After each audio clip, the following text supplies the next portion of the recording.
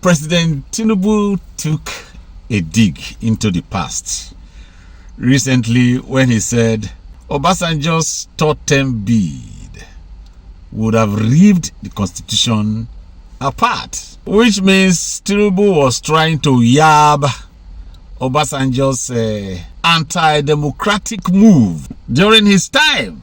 And I laugh. I said, Mr. President, you did not remove the log in your eye. You want to remove the peck in somebody's eye in the past. A president who anti-democratically slammed a state of emergency, undeserved state of emergency, upon a state that was relatively peaceful. For they said they anticipated violence. Do you move for a state of emergency based on anticipation? Rather, it should have been done based on facts on ground. And you did not just slam a state of emergency. You removed the governor. And now you want to yab Obasanjo, who only had intention. We don't even know how true it is for third term. And you are telling us that would have ripped the constitution apart. The illegality of what you did, Mr. President, has not ripped the constitution apart, because you have the National Assembly endorsing you and the judiciary supporting you wrongly. Which one is worse? Mr. President, you've missed the opportunity. On Democracy Day, everybody was expecting that you will reinstate a democratically elected governor, Fubara. You did not do that.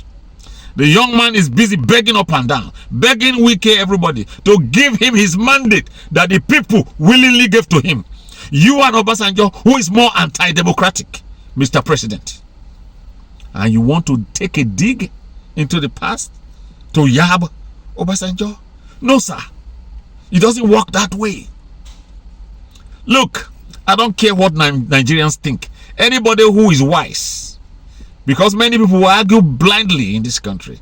Anybody who is wise, we know that since the turn of this democracy, the most visionary leader we've ever had is Obasanjo.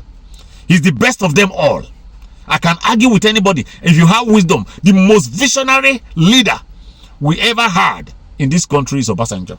Oh yes. So if it is true that he wanted a totem, I'm here to tell you and to tell everybody that if anybody had deserved a totem, it would have been Obasanjo. Because having a totem is not really bad. It's this democracy we are running now. The presidents who have taken over from him ever since, what did they do? They messed the country. Obasanjo, who in 8 years did not borrow a dime, and he ensured that all the debts Nigeria was owing with the World Bank, with the Paris Bank, and with the IMF were all wiped off. And because of his singular action, even the debts of other small states in Africa were wiped off. Obasanjo remains the most visionary leader, the best democratically elected president in this country. I stand to defend him any day. So if you want to yab him, look at what is going on under your government before you yab Obasanjo. Who they follow me, no they miss roads. I want to say something. I may not be popular, but I say things that come to pass. Is President Tinubu planning that if he wins a second term, he will also run a third term? I'm suspecting something. And his own move for third term will not rip the constitution apart, because it will go through the National Assembly and they will change the constitution to allow for his third term. Because I don't know why he's making friends with France that has the penchant for perpetuating people, presidents in power in Africa. I don't know why. I hope President Tinubu is not planning that. I'm suspecting. I'm trying to preempt him now, because I don't know the reason he took that dig into the Obasanjo administration. The fact that they said Obasanjo wanted to move for a third term is not even proven. It's not proven. It was mere hearsay. There's nothing on paper. So why are you mentioning it? We have more anti-democratic tendencies under your government that are yet to be solved. And you are taking us back to Obasanjo's time. I hope it's not what I'm suspecting. I pray that, Mr. President, you don't even get this second term.